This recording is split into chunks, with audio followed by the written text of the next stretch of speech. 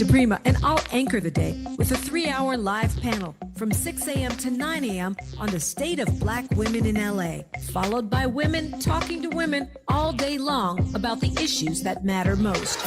Our hosts for the day include Jill Monroe, Adrian Shropshire, Dr. Melina Abdullah, Angela Reddick Wright, Raquel Graham, Angelique Francis, Tasha Thomas, Dr. Shalonda Crawford, Dion Raymond, and a couple of special guest hosts for the day that we'll be announcing soon. This is Women's History Month, and we're not just celebrating it, we're amplifying it. Join us Friday, March 27th on KBLA Talk 1580, where women take over all day, all night. Stay tuned to KBLA Talk 1580 and all of our socials for the rundown. You don't want to miss a single word. And happy Women's History Month from all of us at KBLA Talk 1580. So my ladies, I'll show you how to work that. go.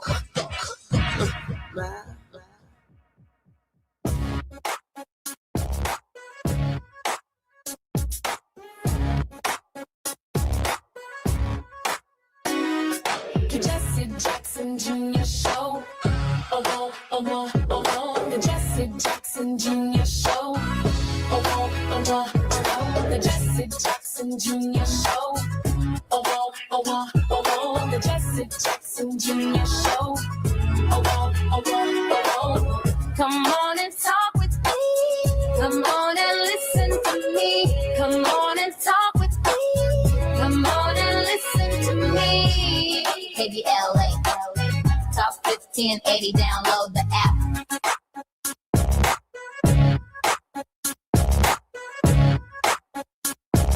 Jackson Jr., welcome forward to the Jesse Jackson Jr. Show on KBLA Talk 1580. It's Moving Mountain Mondays on the Jesse Jackson Jr. Show. Our regular contributor, Ernest Krim III, is with me this afternoon. Ernest is an Emmy-nominated producer, public teacher, anti-racist educator, and hate crime victor who uses Black historical narratives to empower and educate through a culturally equitable lens. Mr. Krim, a South Side of Chicago native and University of Illinois Urbana-Champaign graduate, is a former high school history teacher, educator of 12 years who now also advocates for social justice issues and teaches Black history to the world through social media with a platform that reaches roughly 4 million people each month. Ernest, welcome forward to the Jesse Jackson Jr. Show. Well, thanks for having me, brother. It's good to be here with you moving forward. Man, moving forward is what we must do on Moving Mountain Mondays on the Jesse Jackson Jr. Show. I'm so glad that you're with me. Been an extraordinary couple of weeks for me, but I'd like to pivot to some of the news. I've been following or catching up on what's been taking place in the Middle East, and I wanted your initial thoughts on the preemptive strike of the United States and Israel versus Iran, and then maybe move into some of the broader range implications of what this may mean for us domestically. Ernest, what are your initial thoughts about war with Iran, essentially a war that hasn't been declared by the Congress? Yeah, I think what we see here is another example of our current president overriding his presidential authority to do what he wants to do. That's what we see time and time again. It's another example of that, unfortunately. And I think for me, as a parent, as an educator, the initial response is one of being a somber response, of course, because you see with that strike, how many children in this girls' school was killed. And I can recall last week hearing about the story, but it wasn't until I saw an article of parents weeping at the funeral that it really hit me. And I saw mothers and fathers who look like us. And I often think about how when we come across news stories from other parts of the world, particularly in the Middle East or Asia or Africa, we detach ourselves from that human element because we're made to believe that they are not us, especially since 9/11. That's what it feels like. Well, I was in high school, and I'm not trying to age anybody, but I was a freshman in high school when 9/11 happened. And I distinctively remember what that was like. And having had Muslim friends throughout my life, the stories they told, or friends who people thought were Muslim and the hate that they dealt with. But oftentimes the remarks we get in the news headlines are only one of which is citizen or are they not a citizen? And that has often determined our humanity. And I think in this moment, we can't turn away. We're seeing too many instances of lives being lost in this region right now. And we have to remember, when we have shootings here or school incidents here, when we're talking 5, 6 lives, it's hard to go to the next day. We're talking a school, 160 to 170 young ladies. And domestically, even beyond that loss of life, we're seeing that economic impact. So we have a president who said that he was going to drive down grocery prices, drive down gas prices, contradicting every single thing he has said time and time again. And we, the American citizens, are here to foot the bill once again. You know, I do want to comment on the implications of war. Martin Luther King Jr. in 1968, when he preached that speech on April 3rd, I think it was, or maybe it was in 1967, Beyond Vietnam, he talked about our nation shifting its priorities from the war on poverty at home. And for me, that means SNAP benefits. It means the Affordable Care Act. It means expanding the Affordable Care Act to include vision, hearing, dental, the conversation about the cost of eggs, the conversation about the cost of bacon and the price of milk, the consequences of President Trump's tariffs, which have been ruled unconstitutional by the Supreme Court of the United States most recently, but apparently it has not stopped the president's tariff desires. Dr. King turned his attention to the war in Vietnam because the domestic programs necessary to build a more perfect union, to eliminate poverty for the least of these, was being undermined, and the same resource that we needed for those programs at home were being shifted to peasants in Vietnam and to the war in Vietnam. And Dr. King made the direct correlation between the two and became immensely unpopular in that context. I'm thinking in this moment, if we're looking at a protracted crisis in Iran over these preemptive strikes, where the Abrahamic Accords appear to have failed, where the idea of a two-state solution in the Middle East, in Israel in particular, in that region for the Palestinian people, has essentially come to a halt. I'm thinking that the resources that we need for our domestic programs are on the ballot in the upcoming midterm elections, and we'll talk more about that when we come forward. I'm Jesse Jackson Jr. You're listening to the Jesse Jackson Jr. Show on KBLA Talk 1580. More with Ernest Krim, Moving Mountain Mondays, in just a moment. It's afternoon drive time with Jesse Jackson Jr. Only on KBLA Talk 1580.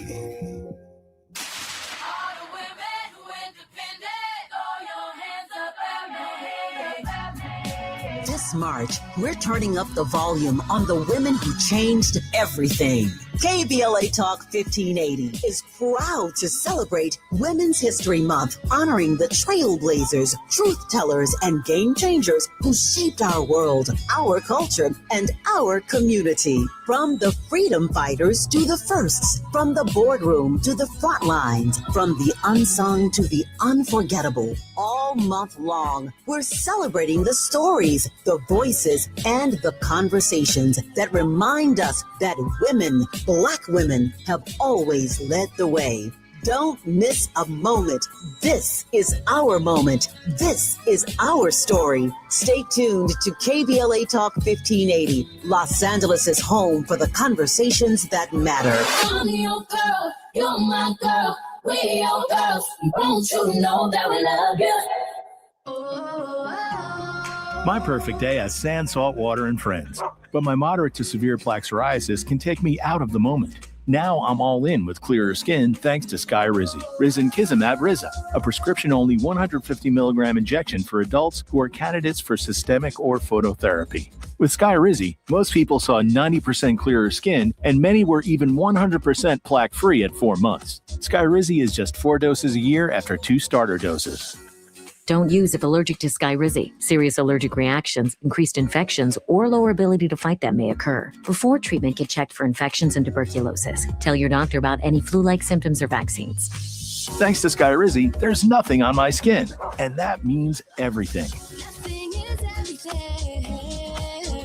Ask your doctor about Skyrizi, the #1 dermatologist-prescribed biologic in psoriasis. Visit Skyrizi.com or call 1-866-SKYRIZI to learn more.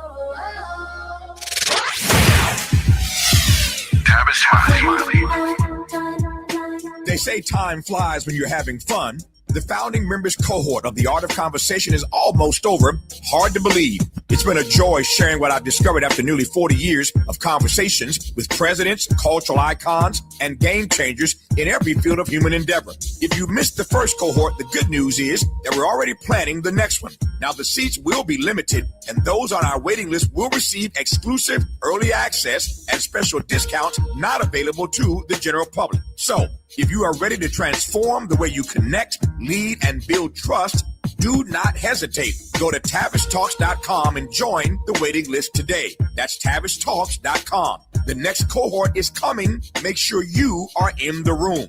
I'm Tavish Smiley, and I hope to see you there.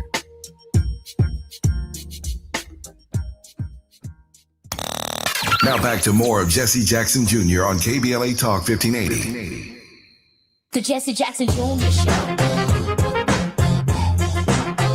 The Jesse Jackson Jr. Show. The Jesse Jackson Jr. Show. The Jesse Jackson Jr. Show. King Quality drops the beat. Come on and talk with me. Come on and listen to me. Come on and talk with me. Come on and listen to me. KBLA Talk 1580. Download the app. I'm Jesse Jackson Jr. Welcome forward to the Jesse Jackson Jr. Show on KBLA Talk 1580. It's Moving Mountain Mondays on KBLA. Our very special regular contributor is Mr. Ernest Krim III. Also on our live line is our White House correspondent for KBLA, Dr. Ni Q Quartalai Corte. Dr. Q, hey, welcome forward to the Jesse Jackson Jr. Show. What's going on, Jesse Jackson Jr., and how are you, Ernest? It's good to be back here with you, bro. Dr. Q, I had a wonderful time with you in Chicago, and I want to thank you so much for attending my father's services, and so grateful to you and Dr. Cornell West and Tavis Smiley for coverage that you guys this past week. So grateful, Dr. Q. Hey, Dr. Q, in this moment, during the break, I was thinking about the question, what would Jesse do? He was not only my father and my friend, but he was also my chief foreign policy advisor because of his courage. And I thought for a moment to walk through the pattern that was Jesse Jackson on at least a dozen international missions that brought about some significant change in the structure of American foreign policy. First, Dad would assemble a group of eminent religious figures, both from the Islamic community, the Jewish community, and the Christian community here in the United States. Yes, within that Christian coalition, it would be both liberation theologians and it would be evangelical Republicans, including maybe even one of his close and dear friends, Reverend Steve Munsey, who spoke at my father's services. He would pull together Rabbi David Saperstein and Rabbi Stephen Jacobs and others who've taken trips with him in the past to Yugoslavia. He would pull together imams, people of the Muslim faith here in the United States, eminent persons and clerical figures. He would organize a coalition and a delegation of media that were biased, some objective, some very subjective on the question of Israeli and Iranian relationships and the possibility of achieving peace. He would then approach the administration, as he did dozens of times, seeking the opportunity to do what the government itself could not do, and that was people-to-people diplomacy. He would go right to the clerical communities within Israel and the clerical communities within Iran, and he would ask them to study war no more. He would seek a meeting with Netanyahu and Israeli leadership. He would seek a meeting with the Ayatollah and others in Tehran who might be willing to come to the table and move forward on this question of brotherhood and sisterhood to stop the war, to stop the violence. In this moment, Niku, I miss my dad. I miss his courage. But most significance, Jesse Jackson was operating outside of the government. He felt that if people could communicate directly with people, Ernest, and not leave the stalemate between big gunboat diplomacy and other forms of violence that may emanate from countries that don't have the resources or the military that the United States has that could manifest itself in various forms of violence here domestically or American interests abroad. Dad would take all of those things into account as he would try and bring both sides to the table. Inevitably, the U.S. government, didn't really matter who the president was, Democrat or Republican, they would not guarantee Reverend Jackson's security on these missions, and they would discourage him from going because it was not their official policy to even begin the idea of moving in the direction of talking. Nee, is the idea of a talk policy at all available to us from your thinking as our White House correspondent, given the rhetoric that you've heard thus far? Well, I think it is available to us. I think the question is whether or not the current president and the administration are going to lean into it. Look, there have been a number of presidents, to your point, both Democrat and Republican, that have gone out of their way to make clear that their differences with the leadership of Iran and other leaders in the region didn't amount to a holy war. And right now, we are not seeing that message at all from this administration. In fact, we're seeing quite the opposite. We're seeing warmongering that is afoot. NBC News reporting this morning that President Trump left open the prospects of acquiring Iranian oil as the U.S. proceeds with a war that officials said is aimed at depriving Iran of a nuclear weapon. But that doesn't even make any sense, because the last time that there was a military intervention, if you want to even call it that, a provocation, that's probably more appropriate. But the last one, we were told that the Iranians' nuclear capabilities were obliterated. That was the language that came out of the mouth of this president, that came out of this administration. And so if they were obliterated the last time you were there, well, why did you need to go in again? Right. And so these are all very, very important questions that signal that there's something else afoot here. And the American people deserve to know. We're seeing a lot more folks sort of speak out and say the American people didn't sign up for this. And I think as the American people continue to pay the price for this, not just in terms of lives lost, soldiers' lives lost abroad in Iran and in the region, but as we begin to pay a price at the pump, we know that oil prices are now over $100 a barrel. I just saw this morning that the CEO of United Airlines has said that the price of jet fuel is going up, and that is typically a cost that they pass on to their consumers first. And so what does that mean in terms of business travel, leisure travel? What does that mean in terms of families going to see their loved ones graduate in the spring or going on family vacations? And so affordability is on the minds and in the mouths of a great many Americans, Democrat, Republican, and independent. This ill-timed war with Iran is going to have far-reaching consequences, and we're just beginning to hear the tip of the iceberg. Ernest, the same question to you. I think for me in this moment, what I reflect on, especially in regards to Reverend Jesse Jackson, is this idea that we have to ensure that we can let our people know that we have to be able to move beyond the superficial titles that we get in the social structure as the needed approval for diplomacy, whether it be abroad or whether it be domestically, in order to get things done. I'm so glad that you laid out that tactic and that strategy, because that gives us very real strategies and principles that we can employ in our daily life. What resonates with me and what I'm kind of hearing too is, I'm thinking of this quote, of course, of one of our great poets, Tupac, who said, "They got money for war, but can't feed the poor." And I'm thinking of what this current president has recently said when he blatantly, and I quote, said, "When you go to war, some people will die." Like I said, some people will die. There's a complete disregard, again, for human life. We understand what that means for him abroad, but I think the American people have to understand that he feels the same way domestically. He feels the same way about the people who voted for him. Black lives, white lives, Latino lives, Asian, indigenous. He does not care. And I know this really sounds diabolical, but it's real. Like, do people understand that he will stop at nothing to maintain control, to maintain power as we approach the election season and we understand how many people were being turned away in Texas for a primary at that. So what does that mean for us this fall? What does that mean for the next presidential election? I think we have to view this like all of what we're seeing as a tool and tactic for him to maintain control by any means necessary. I think one of the problems, Nee, is that as Americans, we feel somewhat helpless in that we are counting on the Secretary of State to advance the causes of peace. But we hear saber rattling from Marco Rubio. We hear tough John Wayne kind of talk from the President of the United States. I think personally it was a profound error for both Israel and the United States to target the supreme ruler of Iran, not because he's a good guy. In fact, he's awful. But we're running out of people to talk to.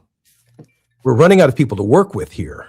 We're running out of people who, the fact that we would even venture into the idea of starting a holy war or making it about whether or not their religion is legitimate or not, seems to be a step in the direction that a foreign policy, an American foreign policy, has, NICU, from my perspective, gone too far. Now, what do I mean by that? I mean, you can celebrate almost any single religious belief you want here in the United States. I mean, you can be in a religion by yourself. You can create a religion. You can be in a cult. You can join the Klan. You can join a white supremacist group and have a burning cross. You can be an evangelical Christian. You can be a liberation theologian as a Black person. You can believe in Gonzalez and Gustavo, South American liberation theologian activists. You can believe in womanism and feminism. We have all of these different shades of how we approach the Gospels and how we approach religion here in the United States. But who are we, Nee, to turn around and tell someone in their own country that their religious sect or their personal beliefs, some of which date back hundreds, if not thousands of years, is illegitimate? Talk to me, Nee. Well, I'll tell you what, we're not students of history.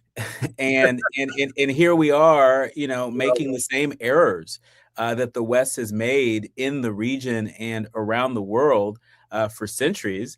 Look, in some ways, this is a flashback to Iraq, where we didn't understand the thousands of years of history between the Sunnis, the Shiites, among others. And here we are, in Iran, having taken out the supreme ruler, having insulted the next in line, who is now their leader, the son of that supreme leader. You think the son of the leader whose life we just took out, you think that they are inclined to want to work with us? You think they're inclined to want to see America and Israel succeed in this mission, which, by the way, is still not clearly defined? Think about it. We're almost a week and a half into this military action, and the American people aren't clear about what the mission is. Right? We're already starting to see servicemen and women come back in coffins, and we're not clear on exactly what they gave their life or what they paid that ultimate sacrifice for. And so, fasten your seatbelts. This is going to be a very bumpy ride. But I don't know if the Tom Tillises of the United States Senate are going to take that energy he had for now former DHS Secretary Kristi Noem. Is he going to take that same energy to this president, to this White House, in terms of how they're executing this war with Iran? Is he going to hold up nominations until we get answers, until this president clarifies the objective and the mission? We're certainly going to be waiting on the edge of our seat to see that and report back to you. I am, I keep going back to this Beyond Vietnam speech. For those of you who are listening, Martin Luther King Jr., I believe a speech that he delivered in 1967 at the Riverside Church, Beyond Vietnam. Dr. King talks about the need, Ernest Krim, for a revolution of values. And by that, he was suggesting that we as Americans, in order to truly fight this crisis, are going to have to understand that a nickel on a gallon of gas is what this is about, or quarter on a gallon of gas. We're going to have to ask ourselves the question, is what we've reduced to in terms of the human rights questions in that region is about our personal financial selves, or whether or not we are going to measure, as my father would say, human rights by the same yardstick all over the country.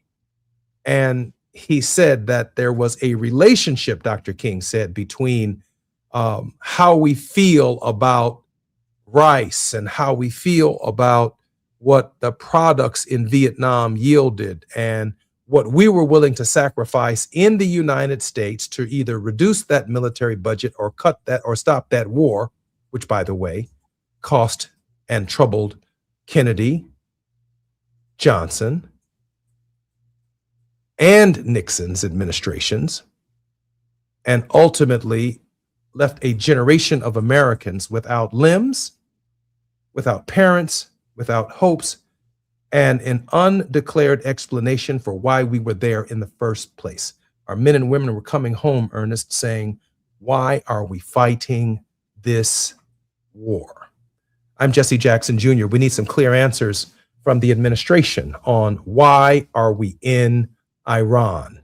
And we need it articulated clearly in the form of some kind of doctrine that we, the American people, can debate and hold accountable in the midterm elections. I'm Jesse Jackson Jr. You're listening to the Jesse Jackson Jr. Show. It's Moving Mountain Mondays. Our very special guest and a regular contributor, Ernest Krim, and Dr. Q. Corte, our White House correspondents, are my guest. More when we come forward on KBLA Talk 1580.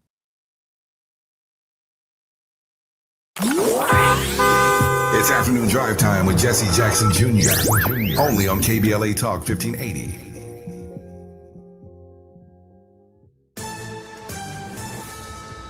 Wood with BIN News Now. The Obama Presidential Center is set to open this summer on Chicago's South Side, with the former president making the announcement. This is not a monument to the past. It's a living destination for people who refuse to accept the status quo. Grand opening celebrations start June 18th through June 21st with a series of events. Former University of Michigan head football coach Sharon Moore has pled guilty to a pair of misdemeanor charges. The home invasion, stalking, and breaking and entering charges were dismissed.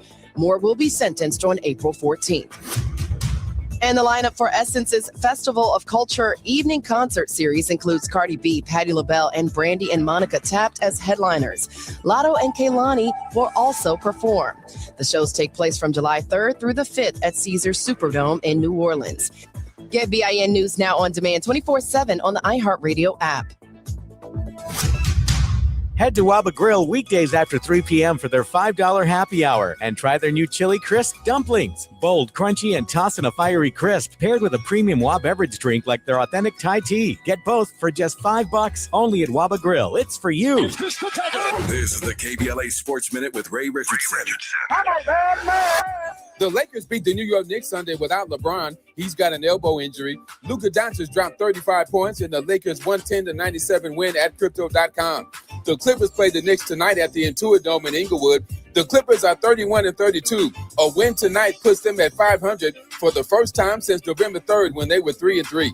Congratulations to the UCLA women's basketball team. They won their second straight Big Ten Conference Tournament championship Sunday. UCLA dominated Iowa 96-45, 25 straight wins for the Bruins, who are now 31-1. Kiki Rice had 15 points and 8 assists. Rice was voted tournament MVP. The Rams had the highest paid cornerback in NFL history. They signed 25-year-old Trent McDuffie Sunday to a 4-year extension worth $124 million. The Rams got McDuffie in a trade Wednesday with Kansas City. No debates, no speculation, just the info you need. That's your KBLA Sports Minute. I'm Ray Richardson on KBLA Talk 1580.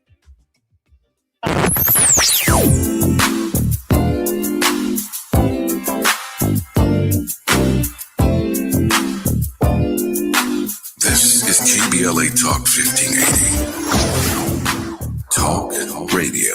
That's music to your ears. We're unapologetically progressive. KBLA Talk 1580. We've got a lot to talk about. I'm Reverend Gerald, the life coach. Is someone you love struggling with addiction and mental illness? Is improving your family's health important? Want to leave a legacy that your family can grow? Are you ready to enhance your perception of life experiences? Then wake up weekends at 7 a.m. with Urban Family Focus and get the wisdom, opportunity, resources, and motivation to live your best life. Join the conversation on Urban Family Focus Saturday and Sunday at 7 a.m. Unapologetically progressive. KBLA Talk 1580. We've got your black. You are the architect of your own legacy, but you don't have to build it alone. I'm Lisanne Basquiat, a board-certified NLP expert and legacy healing strategist. I've built the Shaping Freedom platform to give you the exact tools you need to evolve. From my signature podcast and Lounging with Lisanne meditations to our intentional candles and journals. Stop living on autopilot. Visit shapingfreedom.com to access the teachings and tools you deserve for you and your family. Your evolution begins at shapingfreedom.com. Getting around LA doesn't have to cost a lot. Metro has fares that fit every budget. 20 free rides for qualified riders through the Life Fare program. Free passes for students with GoPass and affordable options for everyone in between. Wherever you're going, Metro's got you covered. Visit metro.net/fare programs. Warning, evacuation in progress. Leave the building. It's a total takeover. On Friday, March 27th, KBLA Top 1580 belongs to the women. Are you ready? All day long, from 6 in the morning to midnight, the mic belongs to powerful, accomplished women, and we are not letting go. Nothing but the voices of women who inspire, challenge, and move us forward. It's the women of KBLA Talk 1580, sun up to sundown. I'm Dominique DePrima, and I'll anchor the day with a 3-hour live panel from 6 a.m. to 9 a.m. on the state of Black women in LA, followed by women talking to women all day long about the issues that matter most. Our hosts for the day include Jill Monroe, Adrian Shropshire, Dr. Melina Abdullah, Angela Reddick Wright, Raquel Graham, Angelique Francis, Tasha Thomas, Dr. Shalonda Crawford, Dion Raymond, and a couple of special guest hosts for the day that we'll be announcing soon. This is Women's History Month, and we're not just celebrating it, we're amplifying it. Join us Friday, March 27th on KBLA Talk 1580, where women take over all day, all night. Stay tuned to KBLA Talk 1580 and all of our socials for the rundown. You don't want to miss a single word. And happy Women's History Month from all of us at KBLA Talk 1580. To my ladies, I'll show you how to work that. Go. Hey, can you blow up some balloons for Jack's party? I can't. I'm so congested. You need Sinex Saline from Vicks. Sinex Saline Nasal Spray? Yeah, just Sinex. Breathe. Sinex Saline instantly clears everyday congestion associated with colds and year-round allergies with a gentle, ultra-fine mist that's no mess and easy to control. Daddy, we need more balloons. On it. Enjoy life's important moments without congestion. Try Sinex Saline from Vicks. Just Sinex. Breathe. Use as directed. It all comes down to this, folks. Yep, the entire season is on the line. But my throat has officially thrown in the towel. Sounds like you need Vicks VapoCool drops. They're max strength and vaporize sore throat pain. Whoa! These VapoCool drops hit fast. Speaking of fast, did you just see that play? Yeah, he vaporized that ball. That pun should have come with a penalty. Vaporize sore throat pain with Vicks VapoCool drops. Use as directed. You're listening to Jesse Jackson Jr. on KBLA Talk 1580. The Jesse Jackson Jr. Show. The Jesse Jackson Jr. Show. The Jesse Jackson Jr. Show. The Jesse Jackson Jr. Show. King Quality, drop the beat. Come on and talk with me.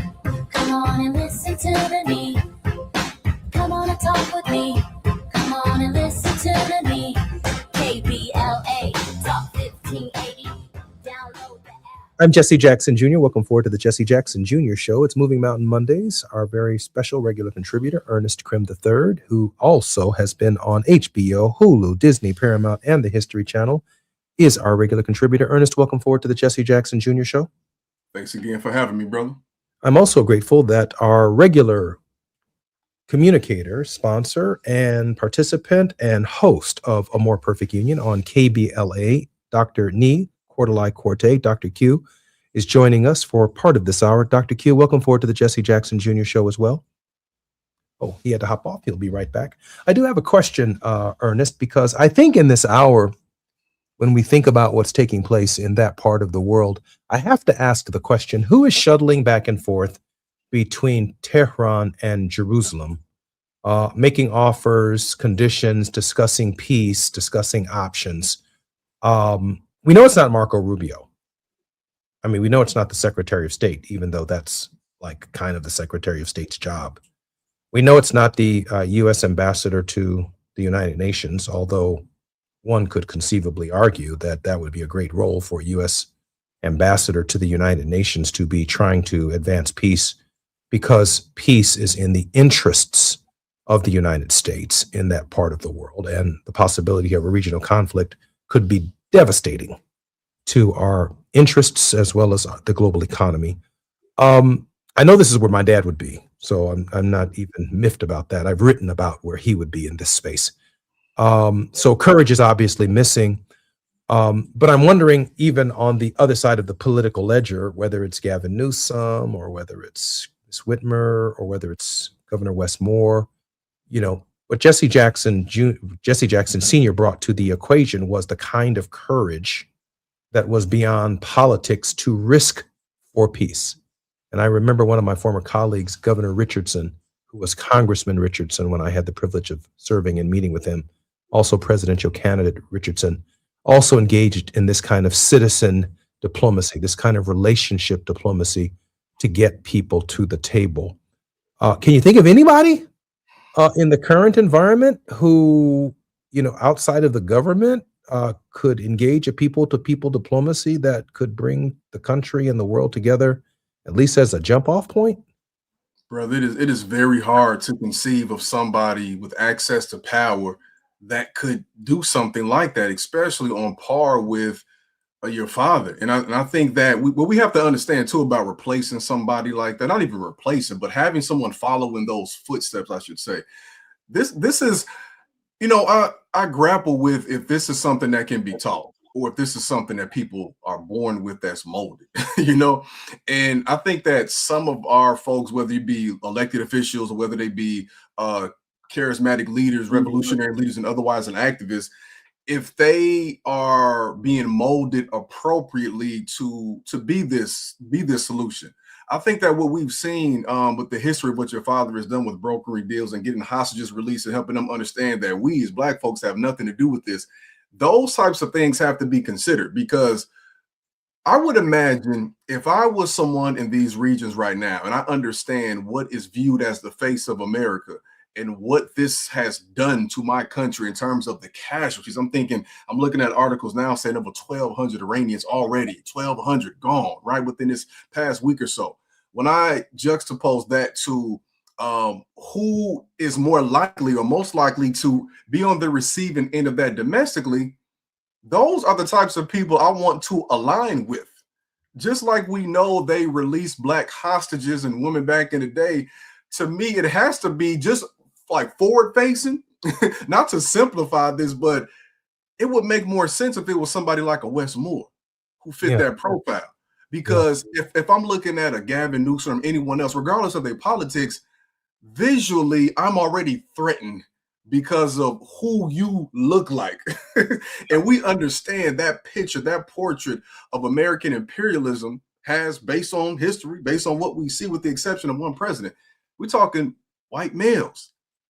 And so what does that mean for who we are moving forward? I think it has to be not just because of the representation aspect of politics, but we have to understand that we are best suited in this moment to broker peace because we know what it looks like in the belly of the beast to not have that ever done for us. And when it has been done, it has been because of courageous individuals and courageous organizations that have pushed themselves to the forefront to ensure that it's done. But without that type of leadership, And without people even being able to see themselves outside of that label of being a politician or an elected official, I think we're far from that. Can we just for a second, grapple with how many enemies this man has made in a year and 2 months, nearly 2 months? You know, I was thinking about something my dad said the other day, and I think it's appropriate for this moment. When he said it to me when I was a child, he asked all of my brothers and sisters, do you know what the opposite of love is? And almost universally, we said hate. And Dad said, no, the opposite of love is indifference.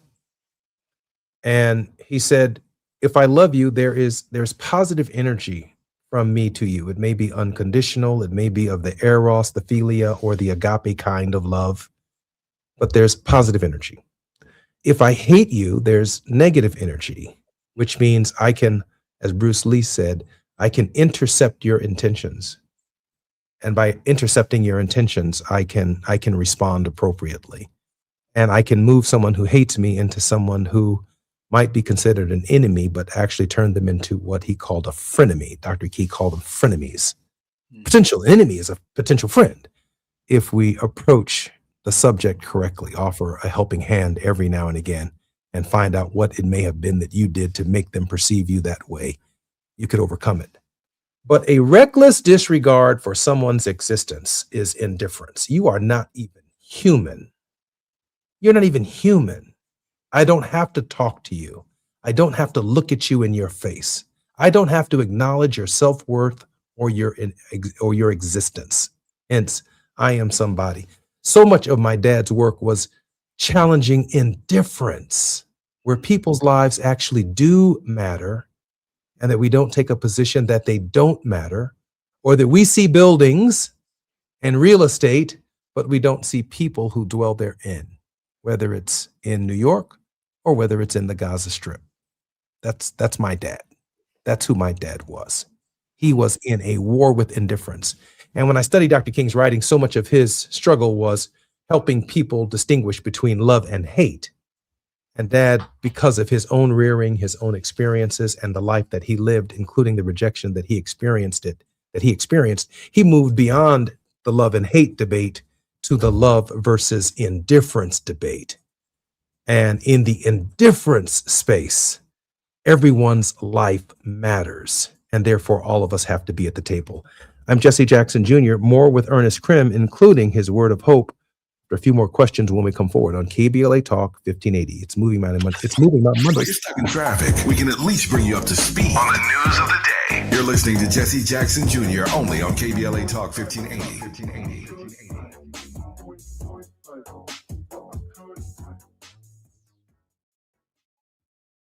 We asked seniors how to prevent Medicare scams. My best advice, if you get a phone call, do not talk to the person. These people are well trained. Don't talk to them. They don't know me. They're just trying to scam me. Don't be fooled. Hang up. Just hang up. Never give out your Medicare number. They're going to get your number to put in a false claim. If I get a call from someone, I don't pick up the phone. And should I pick up the phone and they ask for information, then I hang up. How do you detect Medicare fraud? Just like I check my credit card statements, I check my Medicare statements monthly. Scammers can get a hold of your number, order medical devices through your account, and you're not even going to know about it if you don't look at your statement. Check your statement every month. If you get your statement and you see something that you know you did not have done, you report it. Call your senior Medicare Patrol. To report Medicare fraud, call the Senior Medicare Patrol at 855-613-7080. KBLA Talk 1580. We've got a lot to talk about. KBLA Talk 1580, connecting you with services and solutions. These are hard times for housing in America. Too many in our community face barriers to safe housing, behavioral health care, and affirming spaces for healing, particularly those impacted by poverty and stigma or incarceration. Rooted in South LA, Ahmad supports impacted communities through housing, wellness, and leadership development. Ahmad provides culturally responsive, peer-led support from transitional housing and mental health services to leadership development and youth empowerment. They offer safe, affirming houses for youth, transgender women, and formerly incarcerated individuals. Therapy and peer support with a focus on healing trauma in Black communities. HIV prevention and care, free testing, education, and wraparound services for whole person wellness. Standing in the gap with health, housing, and hope. Reach out to Ahmad Institute at 323-569-1610. That's 323-569-1610. Or visit amaad.org. This is a community call to action from KBLA Talk 1580. KBLA Talk 1580. We've got a lot to talk about. KBLA Talk 1580 joins you in standing for voting rights. The midterm election campaign season is here now. The 2028 presidential election is right around the corner. When We All Vote is a leading national nonpartisan initiative on a mission to change the culture around voting and to increase participation in each and every election by helping to close the race and age gap. Created by Michelle Obama, When We All Vote brings together individuals, institutions, brands, and organizations to register new voters across the country and advance civic education for the entire family and voters of every age to build an informed and engaged electorate for today and generations to come. When We All Vote empowers their supporters and volunteers to take action through voting, advocating for their rights, and holding their elected officials accountable. It's all in for 2026 and 2028. Please visit whenweallvote.org to stand up for your rights, voting rights. This is a community call to action from KBLA Talk 1580.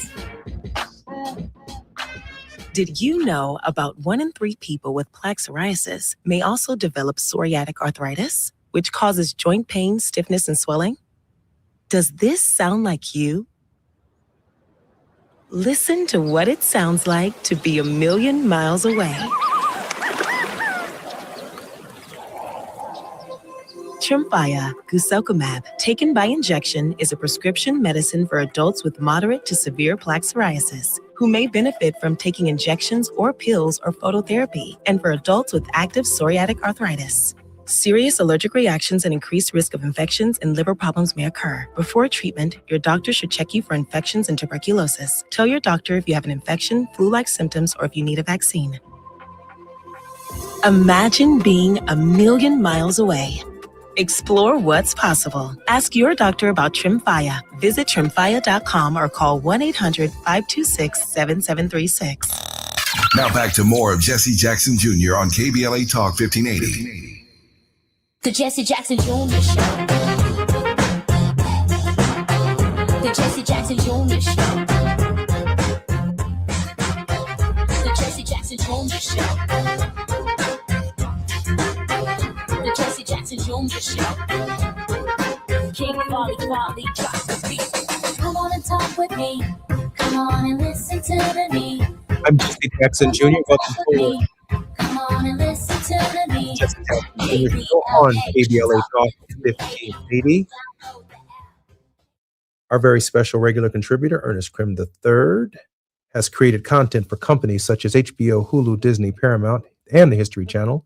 Additionally, he's the CEO of Krim's Cultural Consulting, LLC, an international speaker who has spoken at Harvard University, the University of Chicago, Microsoft, Colin Kaepernick's Know Your Rights Camp, and audiences in the United Kingdom and Canada, an author of 2 books and a passionate progressive education activist who's worked closely with organizations to advocate for educational and political equity, reparations, mental health awareness, and food justice. Mr. Krim, welcome forward to the Jesse Jackson Jr. Show.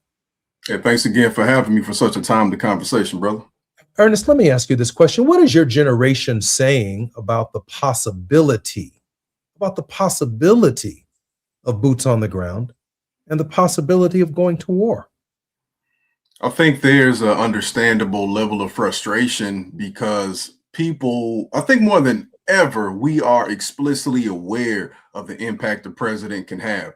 This has always been the case, but we're able to see it in a negative manner in a way that we have never seen before in our lifetime in real time. And we've seen that with the impact of grocery prices, with of course, the impact of gas prices. And also, too, for those of us who are millennials, especially the elder millennials, those who might be almost 40, in their 40s, you might have kids who are within that range who are expected to go over there. And we can't put the fact that we can't put it past this president, y'all, to implement the draft again. That's a very real reality. I recall too, when I was in the classroom, thinking of how this impacts us, at a school that was predominantly Latino, African American, and white, 80% low income, noticing the ways in which the ROTC program was promoted to our children over other schools. And of course, if that is what you opt to do, that is your prerogative. But I think it's very interesting that we often see this promoted more at low income schools, Black schools, Latino schools. So for me and for my generation, we are seeing this in a way in which we have only seen since the war in Iraq, because it's not just a possibility that, we have less money to spend with our checks every 2 weeks. It's also the possibility that we could lose a loved one. We could lose our child in a situation that is completely unnecessary for a president who again says, and I quote, "Some people will die." Now, some people, boots on the ground in a country as volatile and as hostile to both U.S. interests and Israeli interests. And I don't think we should operate under any illusion that the United States, since the Balfour Agreement, has identified with Israel. And as a member of Congress, I too have consistently and historically supported the security of Israel, unquestionably and undeniably. But I also believe in a two-state solution, because I believe there is room in a state for the Palestinian people where they have their own self-determination. But the idea of American boots on the ground is almost unfathomable in Iran, given the nature of the hostility and given the nature of the role that the antagonism that has taken place between Israel and the Iranians, and certainly Israel and the perception that it is America's proxy in the region. We've actually crossed a kind of line here where they're no longer seen as the proxy, that the conflict is directly with the United States itself.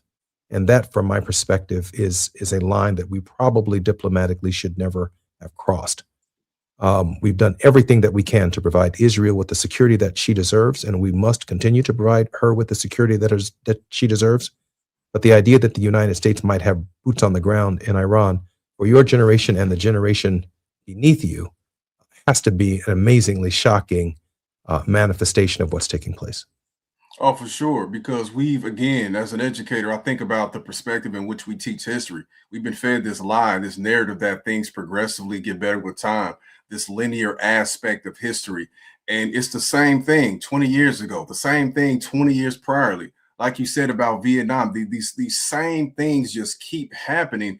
And one has to question what's happening in our schools. What's happening in local city council meetings, what's happening with our state reps, what's happening on a federal level, that we have not realized that we hold the power within us to change these patterns, because it's obvious to me that our leaders, our elected officials, are not taking that stance yet.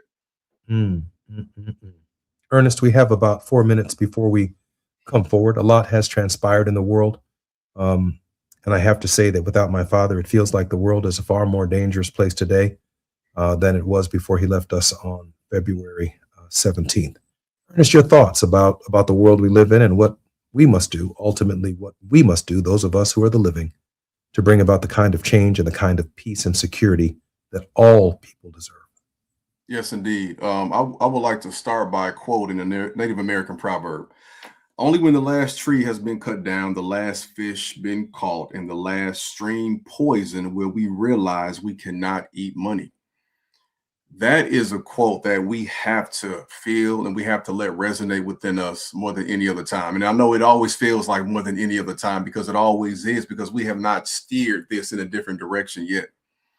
What these folks in power, the imperialists, the colonists, desire to do has no material benefit for us as people and for the vast majority of Americans. it feels different because we're seeing everything happen that has already happened while we scroll through our phones.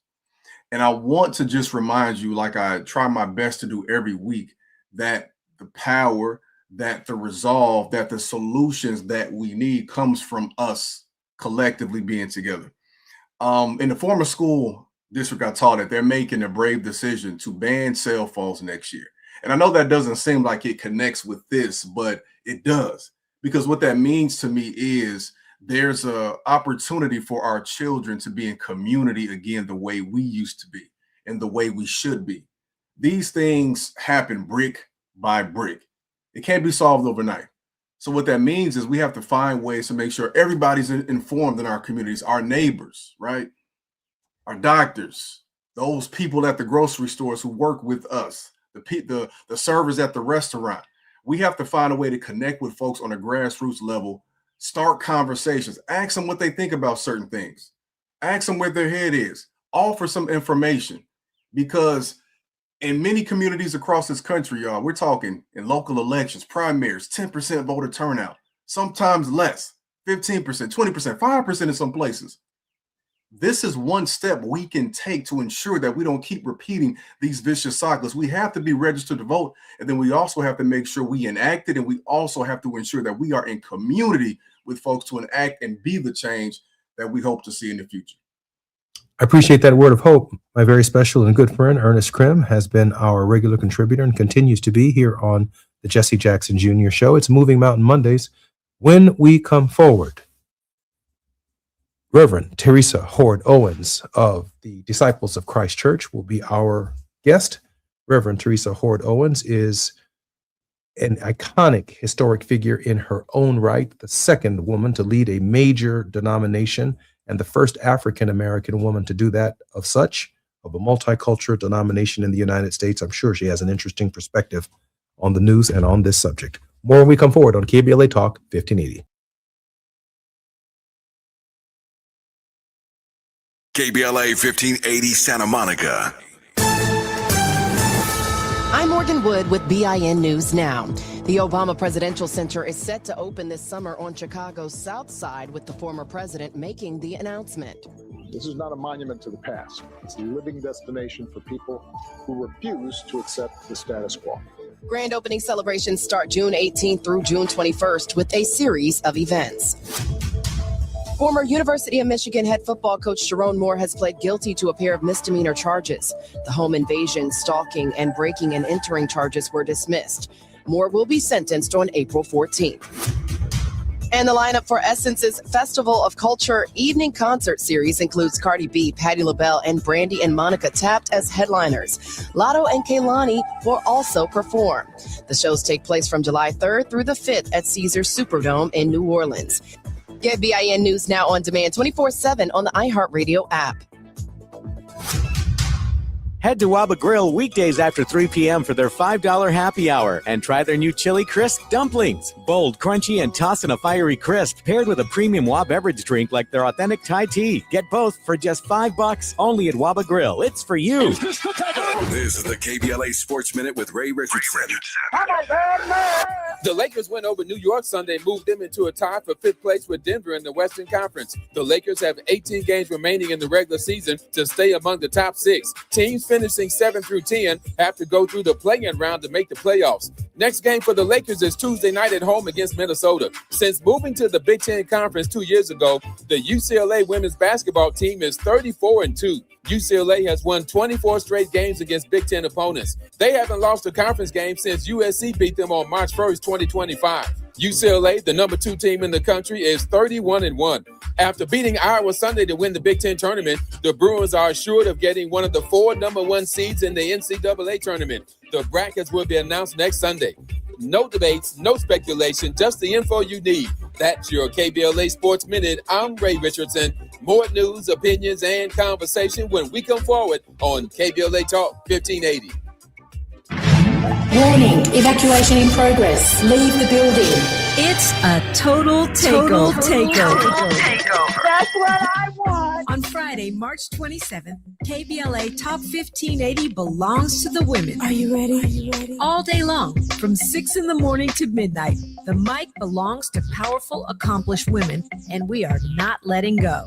Nothing but the voices of women who inspire, challenge, and move us forward. It's the women of KBLA Talk 1580, sun up to sundown. I'm Dominique DePrima, and I'll anchor the day with a 3-hour live panel from 6 a.m. to 9 a.m. on the state of Black women in LA, followed by women talking to women all day long about the issues that matter most.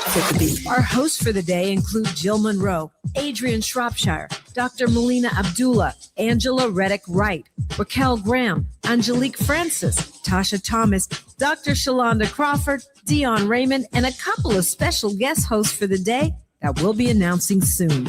This is Women's History Month, and we're not just celebrating it, we're amplifying it. Join us Friday, March 27th on KBLA Talk 1580, where women take over all day, all night. Stay tuned to KBLA Talk 1580 and all of our socials for the rundown. You don't want to miss a single word. And happy Women's History Month from all of us at KBLA Talk 1580. So my ladies, I'll show you how to work that. Go.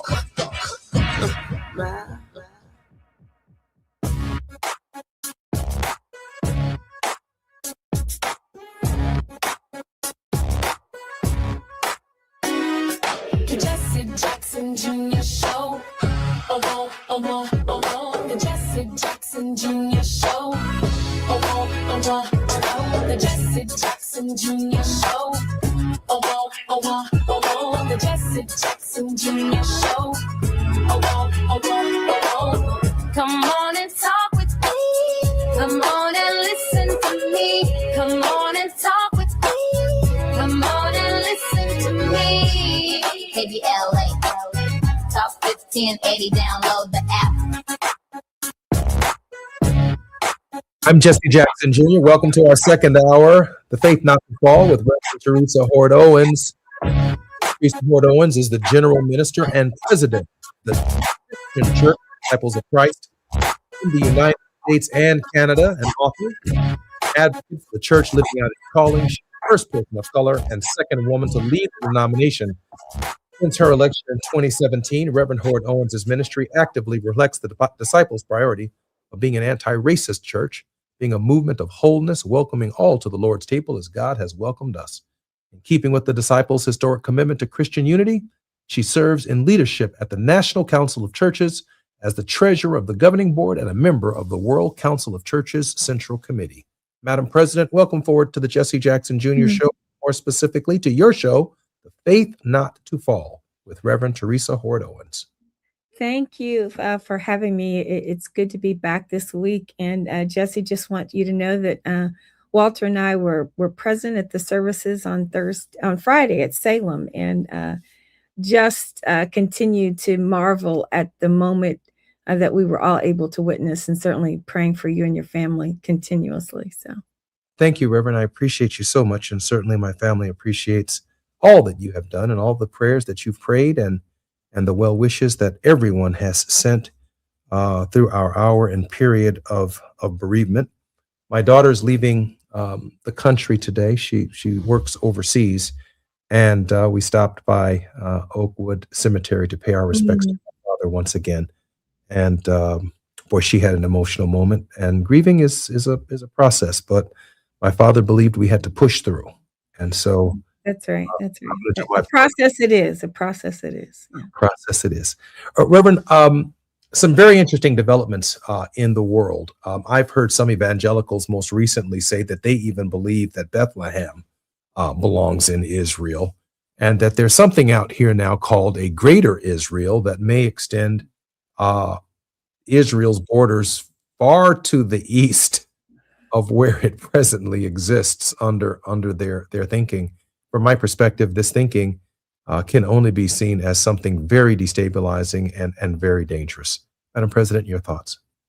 You know, Bethlehem has been under control of the Palestinians since the night. I think the first time I visited was in the late 90s, and it was under Palestinian control. The last time I was there was in 23, and there is now even a wall that Israel has put up that they continue to try to control the passing of Palestinians between Bethlehem and other parts of Israel into Israel for people to work. So there's a huge wall that was never there before. So the place where Jesus is from, right, is a place of demarcation between two peoples. And we know these stories are really just historical conflict of thousands and thousands of years ago. Two sons of Abraham, both of whom were promised blessing, and we can't seem to push through to find peace and harmony for these descendants. I do think it would be an increasingly destabilizing environment because Bethlehem has been in the hands of the Palestinian for years. And for the most part, they have cared for those holy sites that are so precious to Christians in that city and have kind of made their own economy of tourism around it. But now what you find in Bethlehem is that tour guides are telling people to stay away from the Palestinian businesses and stores. And so they're really just kind of icing them out. And it's become a battleground of a sort that is hurting a lot of people. What are you hearing from the disciples about the idea of the conflict between the United States, Israel, and Iran, and the possibility of American servicemen and women on the ground in Iran? We are strongly opposed, first of all, to the action that the U.S. has taken. We issued a statement together with my counterparts in the UCC last Sunday. We have people in our church who are all over the theological and therefore all over the political ideological spectrum. So there's some people who once again think, Terry, stay out of politics. And from our standpoint, this is just about human suffering, human dignity. I fully agree with what you and Ernest were talking about. The very idea that Americans would have boots on the ground in Iran, that's a place where we know that there is volatility, where our men and women would be little more than sitting ducks. It would not be, it's terrain we don't know. It is a culture that we really have not tried to know, and people with whom we have not often had good opportunity or made any progress in talking with. So our church has gone on record in saying that we oppose the war and oppose any escalation of the war, and we'll continue to stand by that. I am going to come forward in just a moment, but this is going to run its course because racism is a factor in this equation. And I have heard some of my very, very serious evangelical friends, and I've spoken with them. We talk about it. We debate it. They don't believe Jesus can come back unless Bethlehem is in Israel. And so they're pretty serious about that theologically and biblically, and serve as part of the MAGA coalition.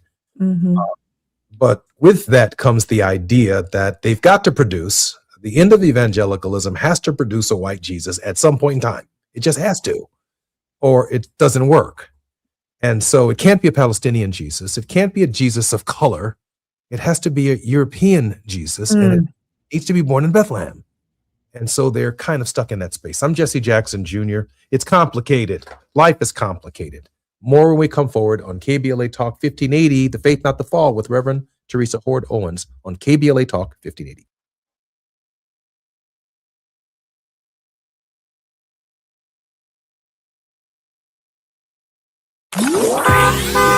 It's afternoon drive time with Jesse Jackson Jr.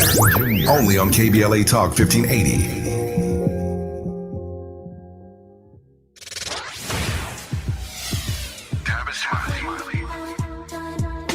They say time flies when you're having fun. The founding members cohort of the Art of Conversation is almost over. Hard to believe. It's been a joy sharing what I've discovered after nearly 40 years of conversations with presidents, cultural icons, and game changers in every field of human endeavor. If you missed the first cohort, the good news is that we're already planning the next one. Now, the seats will be limited, and those on our waiting list will receive exclusive early access and special discounts not available to the general public. So, if you are ready to transform the way you connect, lead, and build trust, Do not hesitate. Go to TavishTalks.com and join the waiting list today. That's TavishTalks.com. The next cohort is coming. Make sure you are in the room. I'm Tavish Smiley, and I hope to see you there.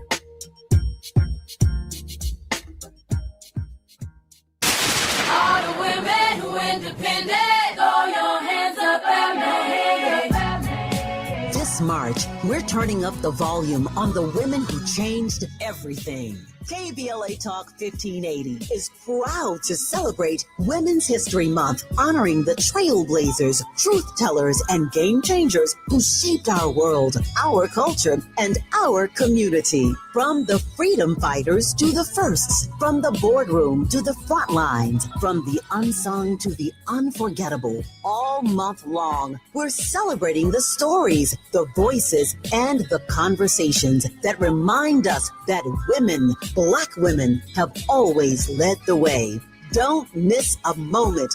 This is our moment. This is our story. Stay tuned to KBLA Talk 1580, Los Angeles' home for the conversations that matter. I'm your girl, you're my girl, we're your girls. Won't you know that we love you? My perfect day has sand, salt water, and friends. But my moderate to severe plaque psoriasis can take me out of the moment. Now I'm all in with clearer skin thanks to Skyrizi, Risankizumab Riza, a prescription-only 150 milligram injection for adults who are candidates for systemic or phototherapy. With Skyrizi, most people saw 90% clearer skin, and many were even 100% plaque-free at 4 months. Skyrizi is just 4 doses a year after 2 starter doses. Don't use if allergic to Skyrizi. Serious allergic reactions, increased infections, or lower ability to fight them may occur. Before treatment, get checked for infections and tuberculosis. Tell your doctor about any flu-like symptoms or vaccines. Thanks to Skyrizi, there's nothing on my skin, and that means everything. Ask your doctor about Skyrizi, the #1 dermatologist-prescribed biologic in psoriasis. Visit Skyrizi.com or call 1-866-SKYRIZI to learn more. Now back to more of Jesse Jackson Jr. on KBLA Talk 1580. The Jesse Jackson Jr. Show. The Jesse Jackson Jr. Show. The Jesse Jackson Jr. Show. The Jesse Jackson Jr. Show. King Folly drops the beat. Come on and talk with me. Come on and listen to me. Come on and talk with me. Come on and listen to me. KBLA Talk 1580. Download the app. I'm Jesse Jackson Jr. Welcome forward to the Jesse Jackson Jr. Show on KBLA Talk 1580. Reverend Teresa Terry Hord Owens earned her Master's of Divinity degree at the University of Chicago Divinity School, where she was a Disciples Divinity House Scholar and recipient of the John Gray Rind Award, given to the top MDiv graduate at the University School at the Divinity School. Reverend Terry Hord Owens is a native of Terre Haute, Indiana, and a descendant of one of Indiana's oldest African-American free settlements. She earned her bachelor's degree in government with a minor in Afro-American studies from Harvard University. Reverend Terry Owens, welcome forward to the Jesse Jackson Jr. Show. Well, thank you. What a world we are living in. We certainly are. Reverend Owens, I have to raise this question about, natural resources and critical resources. It's almost as if the President of the United States is going around the globe identifying, given the nature of geological surveys that the U.S. government has taken over decades, maybe centuries, all the way back to Lewis and Clark. They know where everything is for every economy. They know where the lithium is. They know where the bauxite is. They know where the oil is. They know where the industrial base energy bases are. And so whether it's Greenland or Venezuela or Iran, including untapped resources in the Arctic, drill, baby, drill, so far is happening everywhere in the world but the United States. He promised drill, baby, drill domestically, but he seems to be on this this footing that is so transparent, that's not tied to human rights or diplomacy or legitimate threats to the American people, It's just tied to some kind of deal at the end of this that includes people that he knows and may even be very close to. Yeah, he does have this fascination with deal making, despite the fact that historically he has shown no real success in his own businesses and being able to do that. And he assumes a particular right power position that the United States would have, that we would. How do we stand in any right or authority for the resources of land that, that is not our own, as you said, be it Greenland or Venezuela, to frame that quote unquote deal in a way that makes it seem as though we're just being so benevolent to the Venezuelan people by allowing them to benefit from giving us their oil. This is the story of colonialism across the globe. The notion of the doctrine of discovery, that somehow it was not just Christians, but white Christians in particular, that if pagan lands were out there, if you weren't already Christian, then you had the right to these lands. And we're still operating in that kind of assumption of power. And now we're talking about Cuba, right?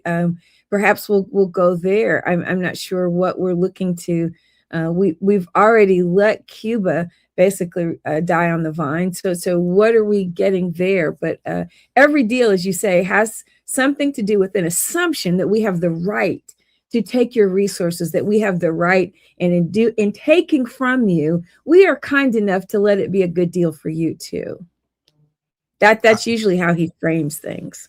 I find that particularly curious, and I find it, well, I have no different expectations of a Congress that's not performing basic oversight functions unless these issues come to a head in the midterm. Whether or not we should, in an illegal war with Iran, which is the only way you can characterize it at this point. It has not been cleared by Congress. He has not made a forceful case at 9:00 at night from the Oval Office as to why Iran is a national threat to the United States, and therefore he is invoking certain powers for 60 or 90 days as president of the United States until Congress acts. We're hearing none of that. And we certainly we didn't hear any of it for Venezuela. And the saber rattling in Cuba, is equally as curious. But it also seems to have a real estate dynamic to it, right behind, the demolition, if you will, and the destruction of Gaza. Is this new Gaza, this peace body, this peace board that is made up of billionaires ready to build and construct things that Palestinians, some of the poorest people on earth, cannot afford to live in. So where do the Palestinians go, Madam President?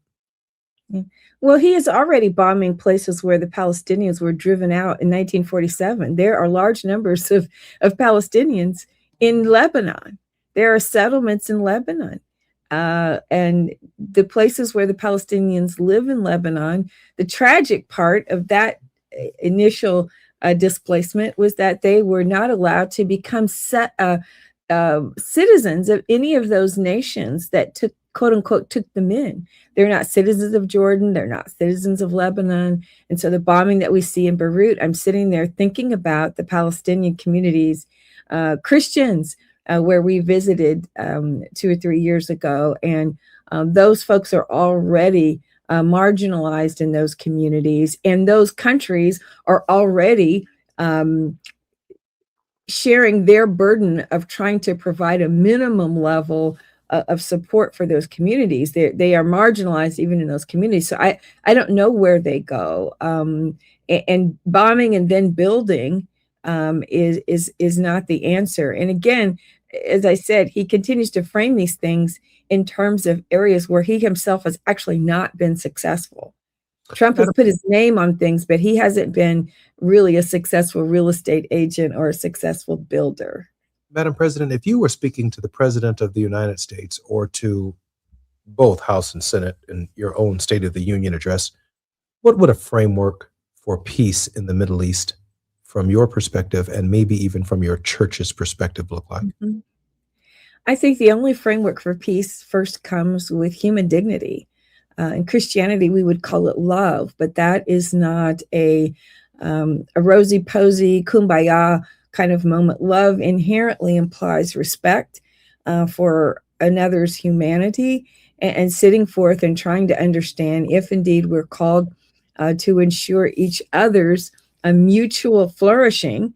And that's you have to make a commitment to mutuality if you're going to enter into peaceful arrangements. And most diplomats understand that there has to be mutual benefit.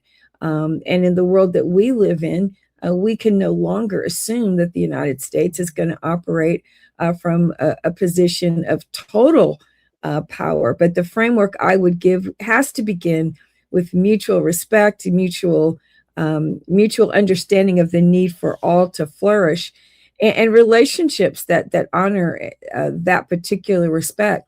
There is much that the world has to offer. We can't be isolationists, and at the same time, we cannot bomb ourselves into oblivion. I think Martin Luther King said that bombs are not the right chisels to craft peace, something to that effect. Bombs are not the appropriate tools to craft peace, but we don't respect the people that we're dealing with, and that's a big problem. We don't respect our allies. They're starting to feel that and pulling away from us, and they are moving in ways, particularly in Europe, to realign the world order, so that the United States is on the side of those who we are no longer the trusted ones, right? We are no longer the respected ones, and that's damage that will last generations, I fear. Madam President, I've been working over the last several months. I guess there's no secret to that, over certain political real estate for a certain political purpose, and the issue just hasn't come up. I mean, affordability, the price of eggs, the price of bacon, the price of milk, the fact that on the Bishop Ford Freeway in the city of Chicago, and there are similar freeways in the Los Angeles area, I-57, going north at 8 o'clock in the morning, there's a traffic jam. No one is fighting to get to the Black community on the south side of Chicago. I mean, it's not the great global hub of every great company in the world that's trying to locate and be with Negro people. It just ain't happening. Now, I'm fighting for that in my survey of the real estate that I am working towards on next Tuesday. But this issue just hasn't come up. Now, at the last minute in the campaign, as this is new to me, I should share with you that there were no such things before Citizens United as, these big mega players who show up in the campaign and make the campaign about their issues, right? Where you don't coordinate with them. You've been talking about eggs and bacon for months. You've been talking about tariffs for months. And all of a sudden you're having these essentially esoteric conversations about, wow, no one in South Shore is talking about Israel's borders or Iran's behavior. It's just not on the ballot in 2026 in the Black community. Yeah, and those are reasons, right? Because when you're living day to day and just trying to survive, it's hard to even put your lenses on what another group of people is doing to survive. And if it's not on our, but on the flip side, neither are the issues of eggs and bacon right now, right? Being spoken about in races at the local level, the congressional level, the state Senate races, the gubernatorial races, and the president who said he wasn't going to get us into any more wars, who claims to have stopped 8 wars, is now doing things that are increasing the cost of everything else that was not going up, right? Yeah. Everything else is higher because of tariff policies. And so now you're going to come after gas, and the stock market is dropping precipitously again. Who knows what will happen with real estate and the cost of cars. I was in Oklahoma late Friday night, Saturday and Sunday, filled up my rental car for $2.99 a gallon. I came home from the airport last night, filled up my own car out here in Calumet City, $3.59. a gallon. When I left home just a few days ago, it was like $2.70, $2.80. So we're seeing 50, 60 cents increase on the gallon, and that's going to start to hurt us pretty soon. And there's no concern, even just very crass references to the fact that, oh, people will die. That happens with war. Well, 6 families I have just buried very young people, most of them reservists, as I understand. So these are not people who are even full-time military people, but were deployed in these special nonsensical forays into trying to bomb the world and overtake the world. So he's not even paying attention to his own agenda. And the people who I'm seeing more and more in our own church and across the country, more and more people who are already struggling with decisions that they're now having to live with. But the president is totally continuing to. He's bombing the hell out of Iran, but he's also bombing our economy at the same time, and it's going to continue to get bad. And we're not speaking about it. Congress is, as you've noted, really abdicating its oversight responsibility. And we're more concerned about the power that we will have than we are about the people we serve. I'm Jesse Jackson Jr., listening to the Jesse Jackson Jr. Show on KBLA Talk 1580. I do have a question for you when we come forward, and I want to put on my imagination cap, if you will. We know what the House of Representatives looks like under Mike Johnson. I'm wondering what the House of Representatives would look like under Speaker Hakeem Jeffries. I'm going to sneeze here for just a moment. And so we'll be coming forward on KBLA Talk 1580. I'm going to try and hold this sneeze. More when we come forward on KBLA Talk 1580.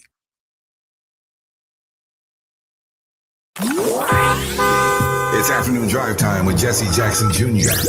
Only on KBLA Talk 1580.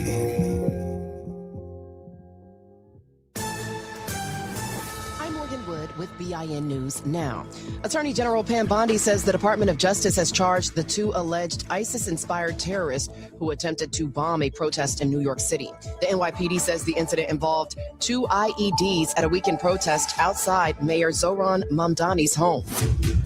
Meanwhile, the Phoenix Sun says they're aware of an incident involving forward Dylan Brooks after he was arrested on Friday on suspicion of driving under the influence. To be honest with you, it smells like a dispensary in your car.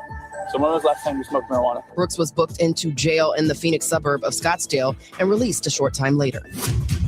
And some former members of the U.S. Capitol Police are expressing disappointment about the installation of a plaque honoring their service on January 6, 2021. In a post on social media, former officer Harry Dunn called the installation a first step, but said he would continue his lawsuit against Congress. Get BIN News on demand 24/7 on the iHeartRadio app. Head to Waba Grill weekdays after 3 p.m. for their $5 happy hour and try their new chili crisp dumplings. Bold, crunchy, and tossed in a fiery crisp paired with a premium Waba beverage drink like their authentic Thai tea. Get both for just $5 only at Waba Grill. It's for you. This is the KBLA Sports Minute with Ray Richardson.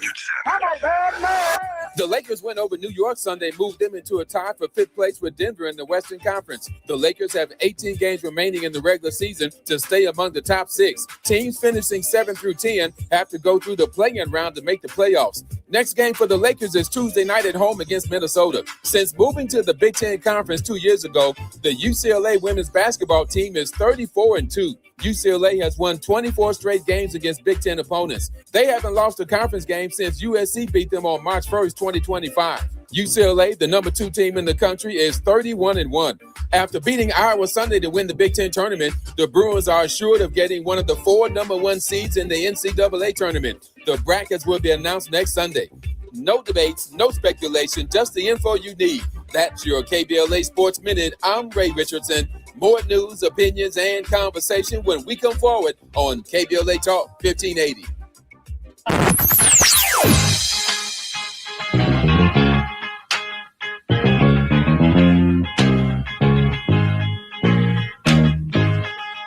This is KBLA Talk 1580.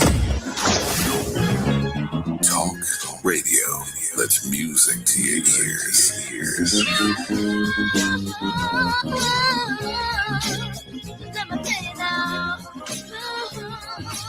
unapologetically progressive. KBLA Talk 1580. We've got a lot to talk about.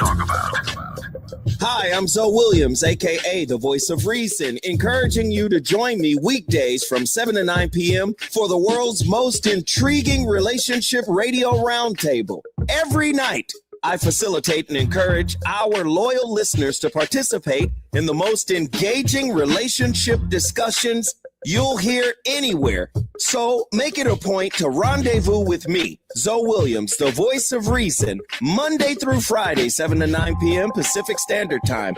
Trust me, your relationships will never be the same. The VOR is on fire tonight. Unapologetically progressive. KBLA Talk 1580. We've got your black. Warning, evacuation in progress. Leave the building. It's a total takeover. That's what I want. On Friday, March 27th, KBLA Talk 1580 belongs to the women. Are you ready? All day long, from 6 in the morning to midnight, the mic belongs to powerful, accomplished women, and we are not letting go. Nothing but the voices of women who inspire, challenge, and move us forward. It's the women of KBLA Talk 1580, sun up to sundown. I'm Dominique DePrima, and I'll anchor the day with a 3-hour live panel from 6 a.m. to 9 a.m. on the state of Black women in LA, followed by women talking to women all day long about the issues that matter most. Our hosts for the day include Jill Monroe, Adrian Shropshire, Dr. Melina Abdullah, Angela Reddick Wright, Raquel Graham, Angelique Francis, Tasha Thomas, Dr. Shalonda Crawford, Dion Raymond, and a couple of special guest hosts for the day that we'll be announcing soon. This is Women's History Month, and we're not just celebrating it, we're amplifying it. Join us Friday, March 27th on KBLA Talk 1580, where women take over all day, all night. Stay tuned to KBLA Talk 1580 and all of our socials for the rundown. You don't want to miss a single word. And happy Women's History Month from all of us at KBLA Talk 1580. So my ladies, I'll show you how to work that. Hey, can you blow up some balloons for Jack's party? I can't. I'm so congested. You need Sinex Saline from Vicks. Sinex Saline Nasal Spray. Yeah, just Sinex. Breathe. Sinex Saline instantly clears everyday congestion associated with colds and year-round allergies with a gentle, ultra-fine mist that's no mess and easy to control. Daddy, we need more balloons. On it. Enjoy life's important moments without congestion. Try Sinex Saline from Vicks. Just Sinex. Breathe.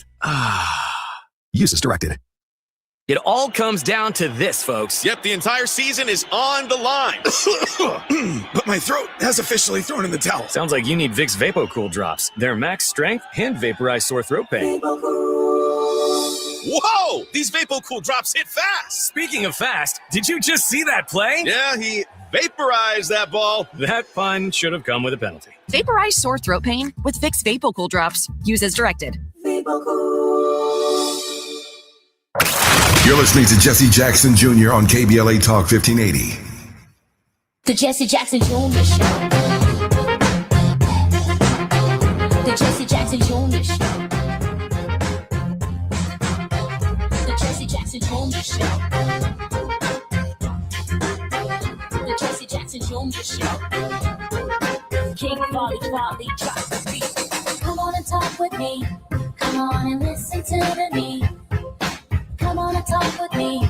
Come on and listen to me.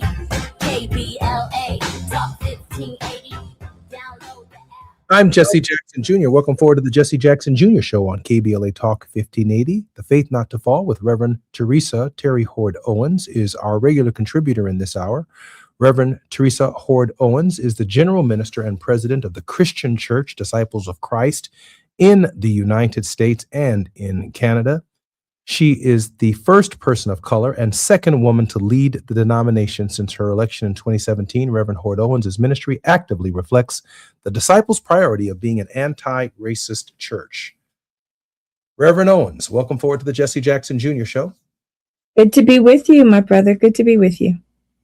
Teresa, I had a very fantastic and amazing conversation last night with a gentleman that you have enormous respect and admiration for, Reverend William Barber.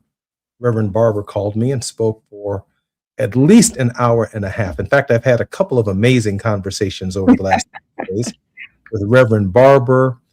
There was a call that came from area code 404, and I said to myself, I'm not going to answer this call. Answer the call, and it was one of the most distinct voices in America. It was Ambassador Young. We talked for an hour and 40 minutes about the life of Jesse Jackson and the contribution that he made, which he and both of them had gained even more insight in from that spring over the last of weeks. Since my father's passed February 17th, I have been to the funeral home every single day and handled his mortal remains from Chicago to South Carolina, back to Chicago, back to the funeral home. I was there every morning to and from his various services and to return him to the funeral home. And my son and I had the difficult task yesterday of placing him in his tomb with our family after some brief services and prayers and last rites offered by Reverend James Meeks and Reverend Charles Jenkins at Oakwood Cemetery. A tough couple of weeks. Grateful for his life, grateful for his service. I find myself, however, in the midst of the world that we live in, asking myself the question, which would present itself if my father were living very differently, and particularly when he was in his prime. We ask the question now, what would Jesse do? But there are things that he would be engaged in right now, recognizing shortcomings of the United States government. So once again, I posit the question to you, what does the framework for peace look like? And what should the courage of the church in this hour look like? I think the framework for peace, and I think your father would agree, because this is the way he led. I think about everything from Robert Goodman, the various missions that he went on, always really sort of apart from the government and managing to do what they weren't able to do, in large part, I think, because they understood that at the very least he respected them and approached them from a standpoint of respect and sort of like, let's do the right thing. We're not trying to disrespect you by engaging you in this conversation, but let's show some dignity and respect to one another.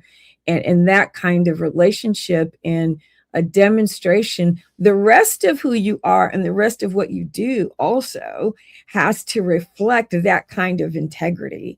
They saw that in the Reverend Jesse Jackson, and we don't always see the consistency of integrity in the United States government so that people can trust our word and would be willing to sit down with us because they trust our word. They don't see that often. And that was one huge counterpoint that I think your father offered to the work of diplomacy and the work of peace and building a relationship. So I do think that respect, the integrity of process, the integrity of intention, the integrity of honoring your word and keeping your word. What you say you will do, not putting forth more than you can deliver, but leaning first into the respect and dignity of humanity and building relationships where people know that you have integrity and that you can be trusted. When our government doesn't do that, they can't win because, quite honestly, people no longer trust the United States government.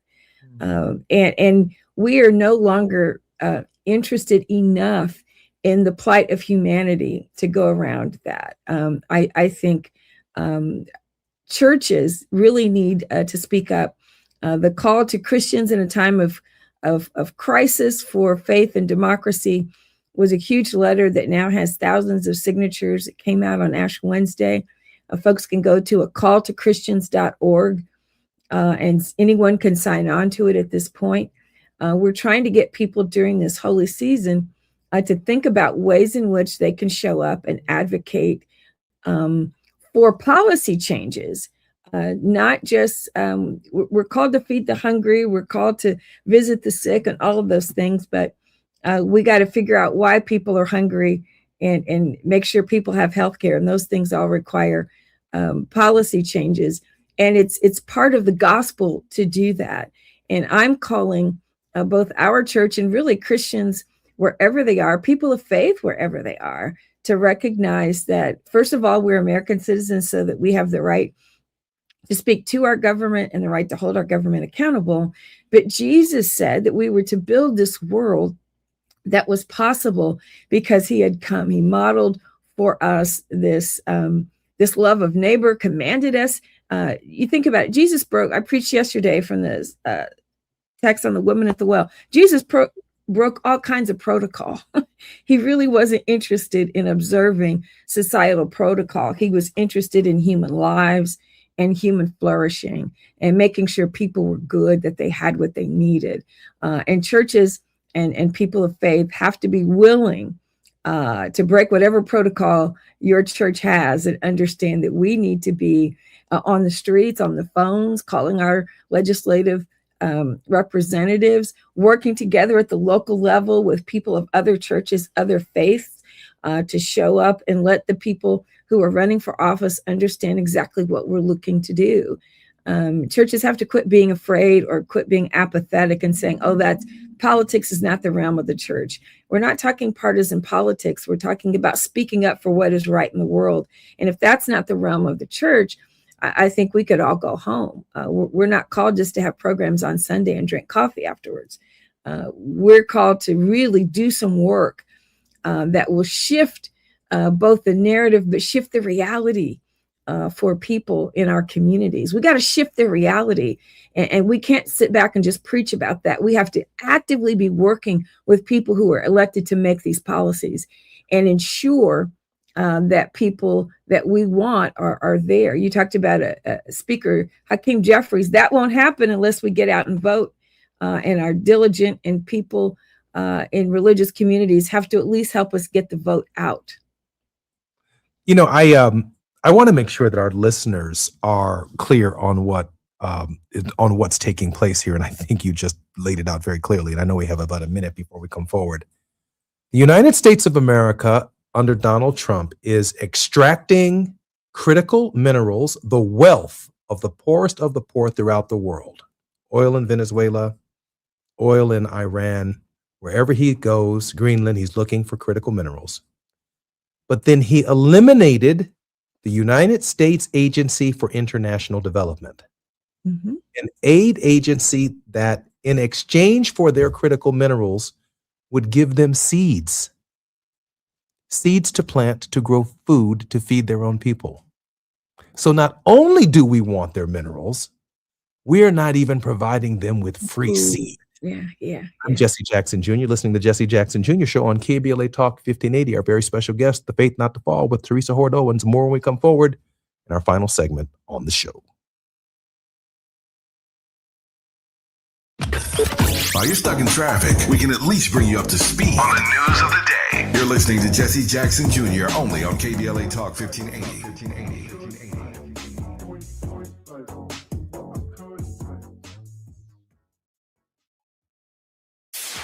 KBLA Talk 1580. We've got a lot to talk about.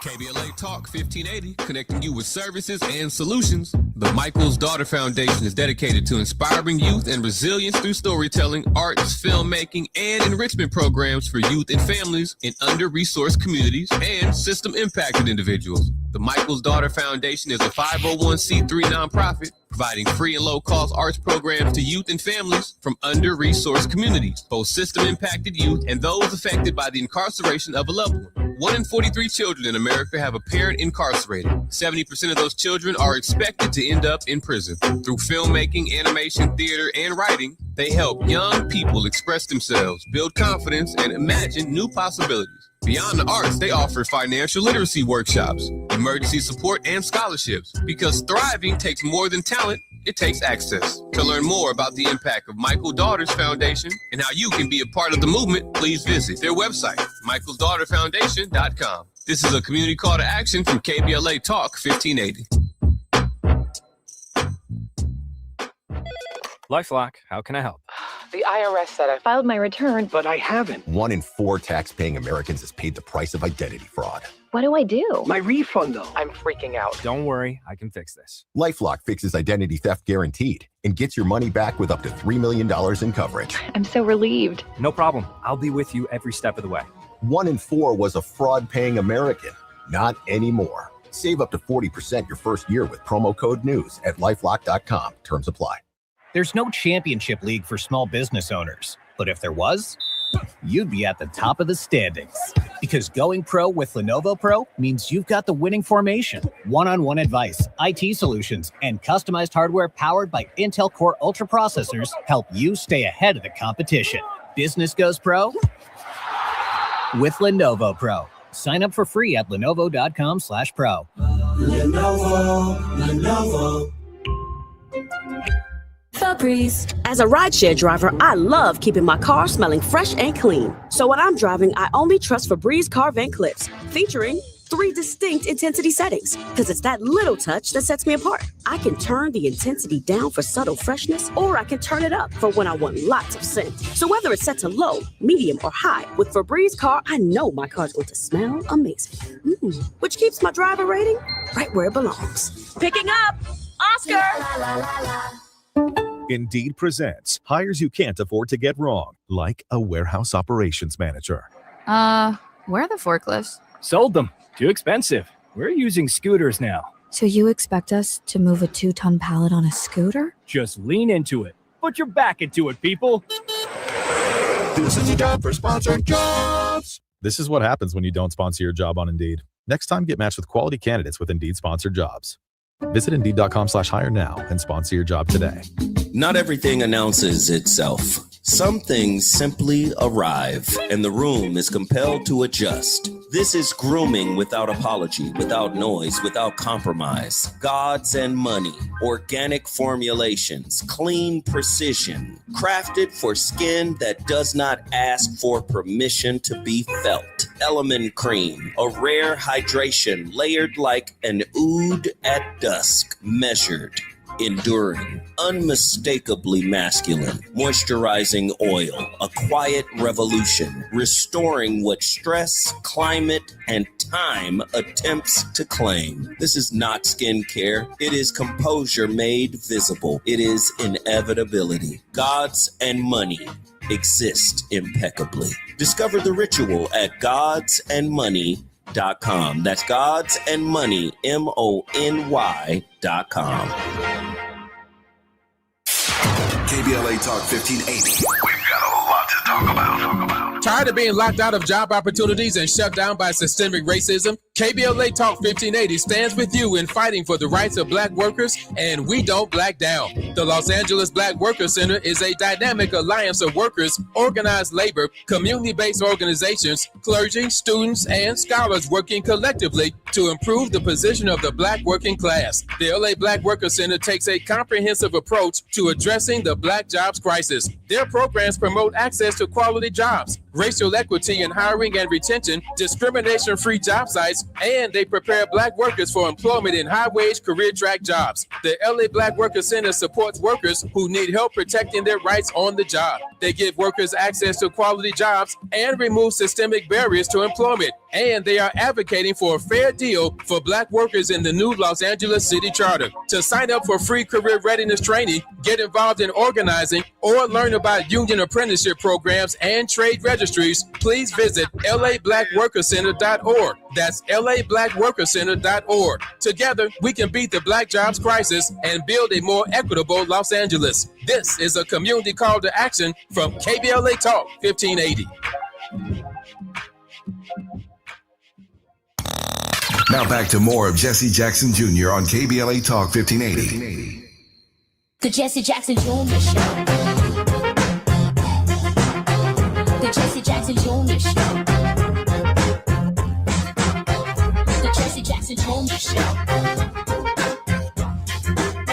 The Jesse Jackson Jr. Show. King Volley, drop the beat. Come on and talk with me. Come on and listen to me. Come on and talk with me. Come on and listen to me. KBLA Talk 1580. I'm Jesse Jackson Jr. Welcome forward to the final segment of the Jesse Jackson Jr. Show on Moving Mountain Mondays, where our regular contributor, Reverend Teresa Hord Owens, the Faith Not to Fall, has been present with us for more than a year, and I'm so grateful that she is still with us. Reverend Owens, welcome forward to the Jesse Jackson Jr. Show. Well, thank you. It's so good to be with you every week, and it's truly some of the best conversation I get to have. So thanks. I'm trying to put this up. I'm trying to put this piece together on what's next. Here are the facts on the ground. Donald Trump doesn't have the capacity to negotiate a peace, even as much as he wants a Nobel Peace Prize. He just doesn't have the patience for it, doesn't have the space for it. It boils down to some kind of peace deal.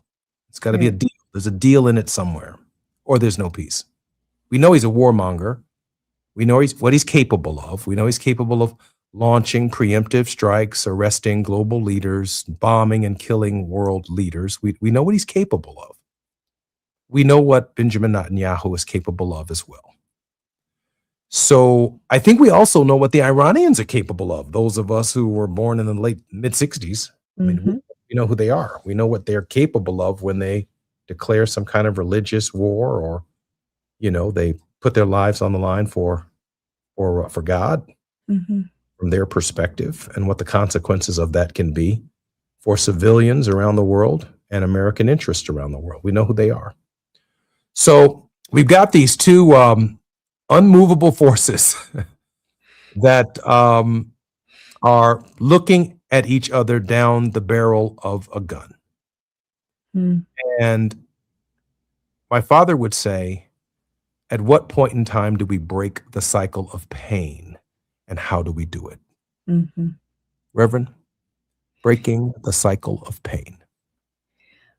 I just think it's so important for those folks who are in Congress, for local leaders who represent communities who are watching their own people begin to experience the pain of this war.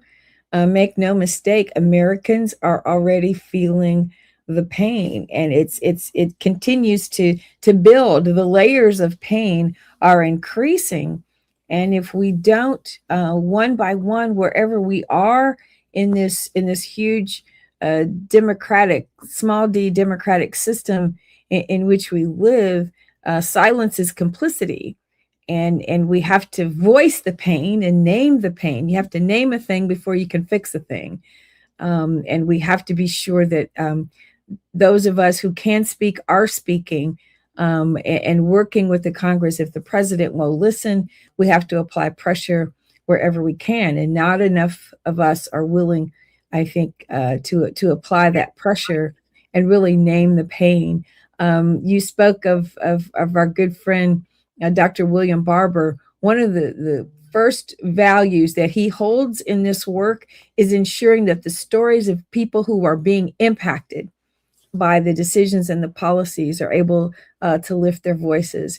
People who have lost children because they didn't get health care, people who are being evicted from their homes, families now who are being illegally detained and deported. We have to find microphones and cameras and tell these stories wide and far. And we have to ensure that it is the people who are being impacted whose stories are elevated. Some of us are used to having the platform and the microphone, but until we see who's actually being impacted and make it real. It was the cameras in Selma, right? It was the cameras in other places of the civil rights movement. It was Robert Kennedy seeing the poverty in Appalachia. It was seeing those who were impacted that began to change and shift people's perspectives on what needed to be done. So I really think we have to elevate the stories of those people who are impacted, but we have to help speak for them, help make sure they get a microphone, stand with them as they are telling their stories, and make sure they get audiences with those people who can change things, and just continue really through the ballot box. We have to do that. We could philosophize as long as the day is long, and until we really change who's sitting in those seats in Congress, we're not going to get real movement. We've got to, I always say, I don't care if it's just the dog catcher who's up for election, your little self should be in line to vote. And you should be casting a ballot, because every local decision impacts you. Every state decision, county decision impacts you. Every national decision impacts you. But let's ensure that the pain that people are feeling is being amplified and spoken to. And let's use all of the tools that we have to communicate, to get those stories out, and then start holding people accountable. And this is not partisan politics. It's the work of society. It's really the work of the gospel that I believe Jesus has given us to do. I so respect that. I do know my father in this moment would recognize that the United States is looking down the barrel of a gun, that the Israelis are looking down the barrel of a gun, and that the Iranians and interests around the world are looking down the barrel of a gun. And Dad would raise the question, how do we break the cycle of pain? That is a completely different dialogue. And he would go to these countries and meet with ordinary people before he would meet with their supreme leaders. Yes. He would pray with them, and they would pray with him, and he would have translators praying with him and them, and back and forth and back and forth. And the word would eventually make it to the supreme leaders of these countries that Jesse Jackson is a man of peace. And then he got to Hafiz Assad. And then he got to Saddam Hussein. And then he got to Arafat. And then when he did the same thing here in the United States, he got to Netanyahu, and he got to Ariel Sharon and to Shimon Peres. He started that way, and then he was recognized as a man of peace. And then in that space trusted to bring communiques back and forth between both parties to help release some of the tensions. In this moment, I can't help but think that I miss, maybe we miss, maybe the world misses the leadership of the late Jesse Jackson. Terry, thank you for being on the show today. Thank you. As Amanda Gorman said, there's always light if only we're brave enough to see it, if only we're brave enough to be it. So in the spirit of the late Reverend Jesse Jackson, let's be the light. Until next week, I'm Jesse Jackson Jr. on KBLA Talk 1580. I'll see you tomorrow. KBLA 1580 Santa Monica.